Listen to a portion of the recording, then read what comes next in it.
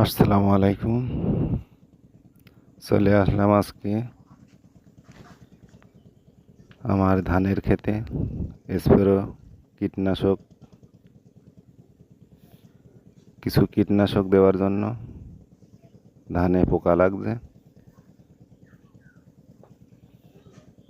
তার উদ্দেশ্যে কিছু কীটনাশক স্প্রে করার জন্য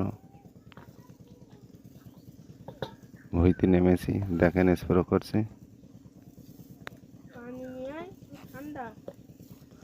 খুব একটা ভালো হয়নি, তারপরেও চেষ্টা করছি সুন্দর করে স্প্রে করার জন্য।